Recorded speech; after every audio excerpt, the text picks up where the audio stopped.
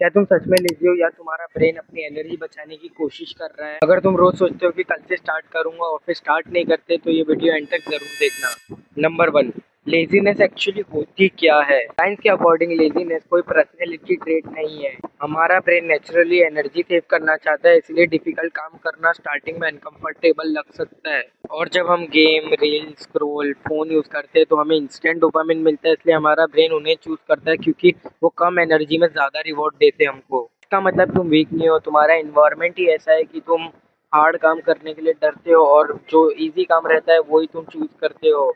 तो आपको अपना इन्वायरमेंट चेंज करना पड़ेगा। नंबर टू, दी 2 मिनट रूल। रिसर्च दिखाती है कि काम करना हार्ड नहीं होता है, काम स्टार्ट करना हार्ड होता है। इसीलिए सिर्फ 2 मिनट के लिए स्टार्ट करो। अगर जिम जाना है तो शूज पहनो और बाहर निकल जाओ। अगर वीडियो एडिटिंग करनी है तो प्रोजेक्ट ओपन कर लो।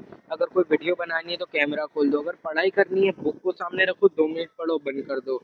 इसी तरीके से आप 2 मिनट अगर स्टार्ट कर दोगे तो उसके बाद आपको खुद मन करेगा कि करना। Number three, remove friction. हमारी डिसिप्लिन और कंसिस्टेंसी का सबसे बड़ा दुश्मन क्या है आपको मालूम है? वो है कॉम्प्लेक्सिटी। अगर कोई चीज़ बहुत ज़्यादा कॉम्प्लेक्स है तो आप उसमें कांस्टेंट रह ही नहीं पाओगे, उसमें आप डिसिप्लिन रह ही नहीं पाओगे। इसीलिए अगर आपको कल का जिम आउटफिट चूज करना है तो आपको रात को ही निकाल लेना है, आपको अच्छे से रखना है। अगर अगर वीडियो बनाना है तो आपको एक मोबाइल, मतलब एक आपको ऐसा एक ही जगह पे बनाना है और उसको बनाते रहना है। और इजी पाथ, आप हमारा ब्रेन इजी पाथ ही चूज करता है। कॉम्प्लेक्सिटी से हम कंस्टेंट नहीं रह पाते। सबसे बड़ा दुश्मन कंसिस्टेंसी और डिसिप्लिन का है कॉम्प्लेक्सिटी, इसलिए हमको कॉम्प्लेक्सिटी से बचना है, कॉम्प्लेक्स चीज़ों से बचना है। बस हमको ईज़ी चीज़ों पर, मतलब ईज़ी वे में हमको वो चीज़ करना है। जैसे कि जिम जाना है तो सबसे क्लोजेस्ट पाथ, सबसे ईज़ी में आपको कपड़े निकाल के पहन लेना है, रात को निकाल के रखना है। और वीडियो बनाना है तो पहले ही आपको कैमरा ऑन करके बैठ जाना है और बस बोलना है। कॉम्प्लेक्स पाथ मत चूज़ करो, फिर आप एक बार करोगे, 2 बार करोगे, उसके बाद आपसे नहीं होएगा। हमारा ब्रेन ईज़ी पाथ चूज़ करता है। Number four, stop depending on motivation. Motivation एक इमोशन है और इमोशन कभी रहता है कभी नहीं।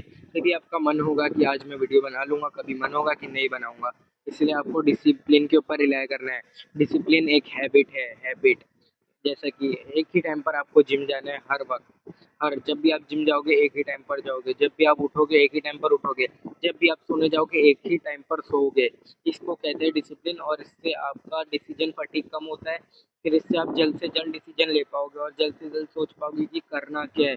अगर आप मोटिवेशन के ऊपर रिलाय रहोगे तो आपका आधा टाइम तो मोटिवेशन पे चला जाएगा कि मैं ये वीडियो बनाऊंगा, ये करूंगा, सोचने में। Number five, improve your sleep. अगर आपकी स्लीप ही अच्छी नहीं है तो आपका डिसीजन फटीग बढ़ जाएगा, आपको डिसीजन लेने में टाइम लगेगा, आपकी लेजीनेस बढ़ जाएगी क्योंकि आपकी बॉडी रिकवर ही नहीं हुई होगी।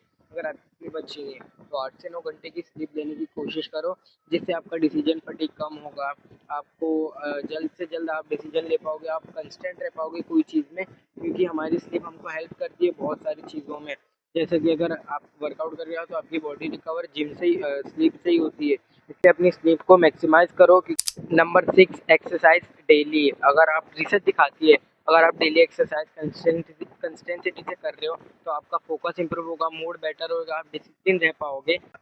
दूसरे लोगों से अगर वो वर्कआउट नहीं करते तो उससे आप उनसे आप बेटर आ जाओगे, एक पॉइंट बेटर हो जाओगे। और रिसर्च बताती है अगर आप एनर्जी ज़्यादा यूज़ करोगे, एक्सरसाइज में एनर्जी यूज़ होती है, आप जितनी एनर्जी यूज़ करोगे उतनी एनर्जी आपकी बॉडी और प्रोड्यूस करेगी। Number seven, break big goals into task. अगर आप सोच रहे हो कि मैं एक दिन के अंदर 100 पेज पढ़ूंगा तो ये नहीं होएगा आपसे, सीधी बात है। तो आपको उसको ब्रेक कर कर 5 पेज पढ़ूंगा, फिर 5 पेज पढ़ूंगा, ऐसे ऐसे करके आपको 100 कंप्लीट करना है। और आपको इसी तरीके से दूसरे काम में, अगर एडिटिंग है, आपको एडिटिंग करना है तो मैं 10 मिनट एडिटिंग करूँगा, फिर 10 मिनट करूँगा। इससे आपका एक टाइम के बाद हो ही जाएगा।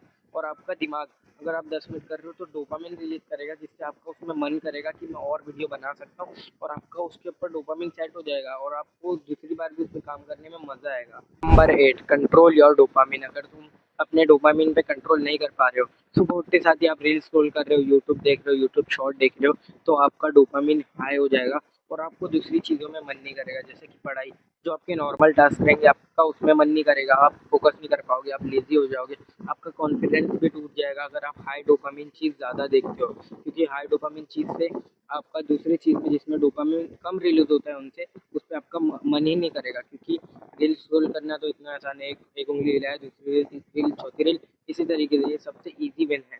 मतलब इससे आपका सबसे ईजी वे में डोपामिन निकल रहा है, तो आपकी बॉडी दूसरे जो हार्ड चीज़ें वर्कआउट करने के बाद जो डोपामिन निकलता है उसको एक्सेप्ट नहीं करेगी, उसमें उसको मज़ा नहीं आएगा। इसलिए अपने डोपामिन को कंट्रोल करो। अगर आपने अपने डोपामिन को कंट्रोल कर लिया तो आप 80% से ज़्यादा लोग से ज़्यादा आगे आ जाओगे, क्योंकि अभी आधे से ज़्यादा most of the people in the world are addicted to dopamine and reel scrolling.